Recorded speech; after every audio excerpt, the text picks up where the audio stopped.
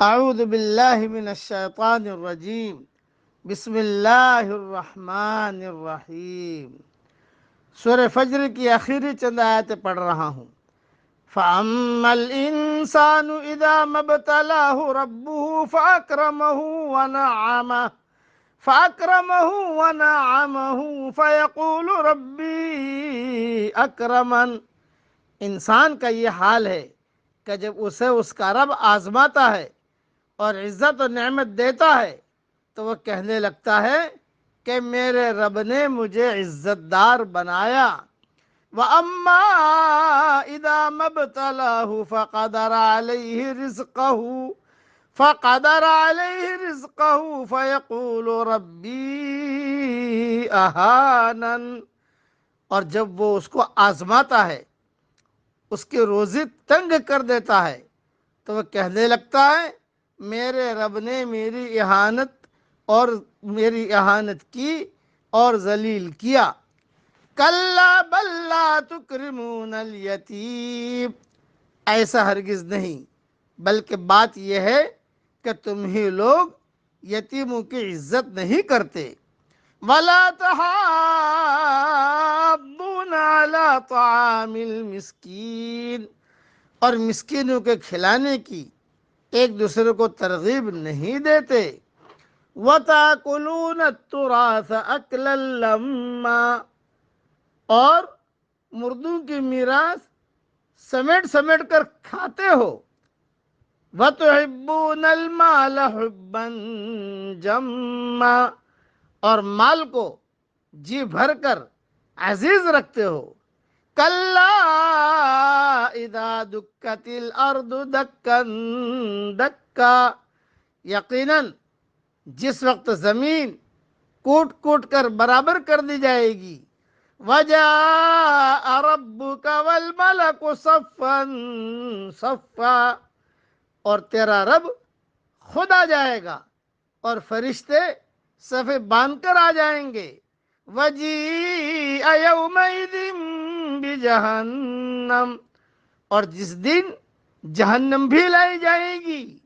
یوم یتذکر الانسان وانى له الذکریٰ، اس دن انسان کو سمجھ آئے گی مگر آج اس کے سمجھنے کا فائدہ کہاں۔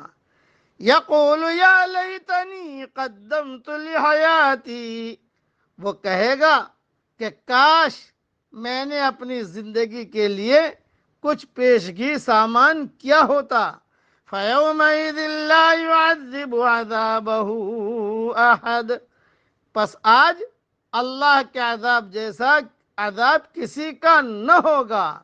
وَلَا يُوثِقُ وَثَاقَهُ أَحَدٌ، نہ اس کی قید و بند جیسی کسی کی قید و بند ہوگی۔ یا ایتھا النفس المطمئنہ، اے اطمینان والی روح، ارجعی الی ربک راضیۃ مرضیہ، تو اپنے رب کی طرف لوٹ چل اس طرح کہ تو اس سے راضی، وہ تجھ سے خوش۔ فادخلی فی عبادی، پس میرے خاص بندوں میں داخل ہو جا۔ وادخلی جنتی، اور میری جنت میں چلی جا۔ مختصر سے تشریح سن لیجئے، تفسیر انشاءاللہ ریاض التفسیر میں اپنے وقت پر آئے گی۔ کہا جاتا ہے کہ جب فرشتے قیامت والے دن آسمان سے نیچے اتریں گے تو ہر آسمان کے فرشتوں کی الگ الگ صف ہوگی۔ اس طرح 7 صفیں ہوں گی جو زمین کو گھیر لیں گی۔ 70,000 لگاموں کے ساتھ جہنم جکڑی ہوئی ہوگی اور ہر لگام کے ساتھ 70,000 فرشتے ہوں گے جو اسے کھینچ رہے ہوں گے۔ صحیح مسلم میں یہ حدیث موجود ہے۔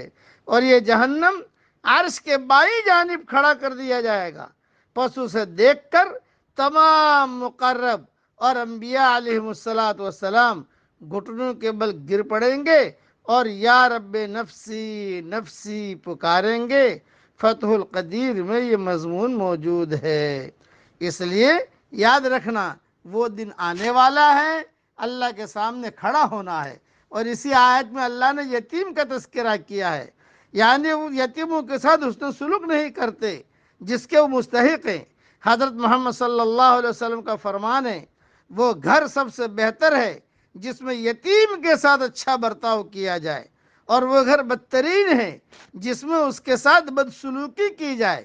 پھر اپنی انگلی کے ساتھ اشارہ کر کے فرمایا، میں اور یتیم کی کفالت کرنے والا جنت میں اس طرح ساتھ ساتھ ہوں گے جیسے یہ دو انگلیاں ساتھ ملی ہوئی ہیں۔ ابو داؤد میں یہ حدیث موجود ہے۔ اب نفس المطمئنہ جو جملہ کہا، نفس مطمئن کا مقام اس شخص کو ملتا ہے جو کائنات میں خدا کی نشانیوں پر غور کرے، جو تاریخ کے واقعات سے عبرت و نصیحت کی غذا لے سکے، جو اس بات کا ثبوت دے کہ جب اس کی ذات میں اور حق میں ٹکراؤ ہوگا تو وہ اپنے ذات کو نظر انداز کر دے گا اور حق کو قبول کر لے گا، جو ایک بار حق کو مان لینے کے بعد پھر اس کو کبھی نہ چھوڑے، خواہ اس کی خاطر اسے اپنے آپ کو کچلنا پڑے اور خواہ اس کے نتیجے میں اس کی زندگی ویران ہو جائے۔ اللہ تعالیٰ اسے نفس مطمئنہ دیتے ہیں۔ اللہ ہم سب کو نفس مطمئنہ عطا فرمائے، آمین، اور اپنی بڑی بڑی جنتوں میں اللہ ہم سب کو داخل فرمائے، آمین۔ وآخر دعوانا ان الحمد للہ رب العالمین۔